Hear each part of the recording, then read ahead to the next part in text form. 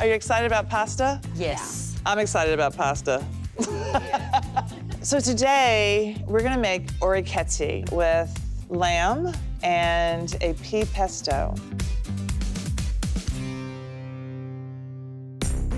Do you know orecchiette, the little round pasta? They're called little ears. It comes from Puglia in southern Italy. It's vegan, so it's made with semolina and water. So simple. I don't know any of the words you just said. So I'm just gonna jump right in. So we have our semolina, 200 grams. And then we're gonna heat up the water, because this is the best way to get the water into the pasta.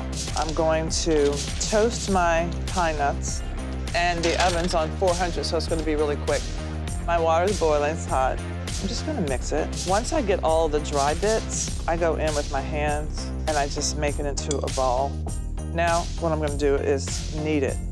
Pull over with my right and push with my left. Then I turn it a quarter turn. And so that's the motion. You have to spend the time doing this. Don't think that you can take any shortcuts. There are no shortcuts to kneading your dough. Let me check my nuts. Oh, my nose didn't fail me. Aren't they beautiful? They're just gonna sit right there and cool, and we're gonna continue. What I'm looking for in the pasta, you're like, is that gonna come back?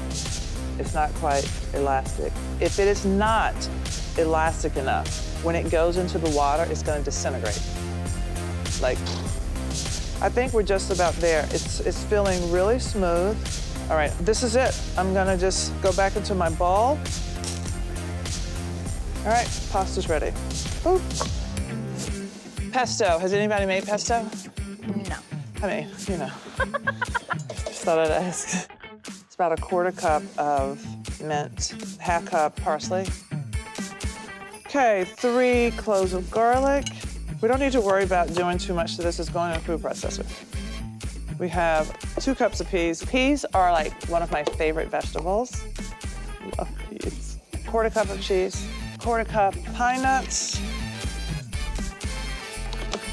I am pulsing to get everything mixed. Once it looks mixed, I'm adding about a quarter cup of oil. What I'm looking for here is for the pesto to be like a sauce. It tastes kind of grassy. I need more flavors in there. Add a little bit of pepper, a few more pine nuts, cheese.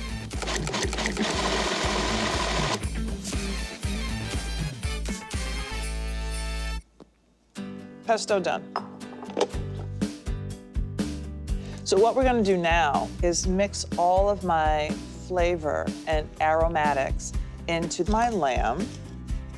Lamb loves garlic, so as you can see, I'm using a lot of garlic.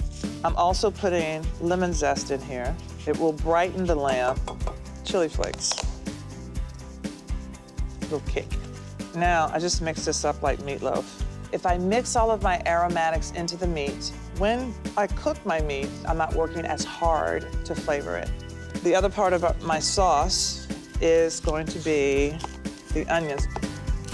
Now, we've talked about onions, how I cut them this way to keep the shape. In this sauce, I want them to disintegrate. So I'm going to do really thin cuts this way. They will pretty much disappear in the sauce. Pasta time. I'm putting some of the semolina down here so that when I make my shapes, it's just gonna go right into the semolina so they don't stick. If it's sticky, all I need is just a little bit of semolina. And now what I'm gonna do is make a long rope about 1/2 inch thick. So I'm starting in the center and I'm rolling my hands out like this. Does anybody work with Play-Doh like this? Okay, see? This is just arts and crafts, actually. It's how are you with arts and crafts? You look a little scared. If you were a crafty girl, you'd be like, yes, I love arts and crafts. I would.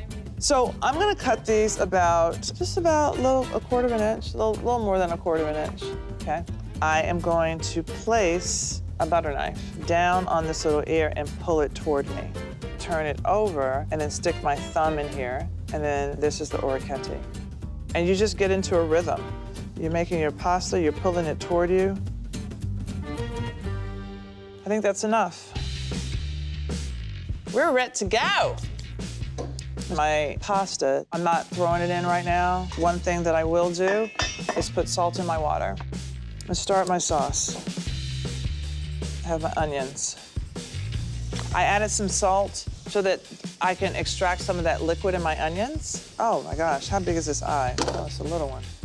Let me move over. I'm gonna move my onions over to the side. They will continue to cook. I'm gonna move them on the side so I can get my meat in. I try to get it as flat as possible so that it can brown and cook through. But what I'm doing is sort of chopping it up, and when I get ready to turn it, I'm not making a big old hamburger. Can anybody tell me why I'm not using another pan? You want the flavor. Yes, because I want all the flavors to be in this pan. It doesn't serve me to start another pan. Now that my meat is cooked, I am going to stir in my onions. I'm gonna drop my pasta. I will not dump all of the semolina in there. Then I give my pasta a stir to make sure that no one is stuck to the bottom. All right, we're starting to get some good color, but it's not there yet. Our next step is gonna be deglazing. Unless my meat is where I want it to be in terms of color, I'm not gonna put any of the wine in there because that'll slow down the cooking process and I won't get this oil and everything in. Oh, these ears are big. Hello, little listeners, like my granddad's ears. Okay, we got some color. We're ready to deglaze. About a half a cup I'm going in. I scrape all around, getting all those yummy bits that we worked so hard for. You wanna make sure that you reduce this wine because if you don't, if you put the pasta water in before the wine is reduced, it's gonna taste tinny and like that raw alcohol, and that is not, it's not yummy. All right, my wine is cooked out. A little bit of my pasta water is just gonna loosen up the sauce a little bit. I'm adding a little knob of butter for richness. This goes in. I have a cup of peas. I'm gonna get my mint. Okay.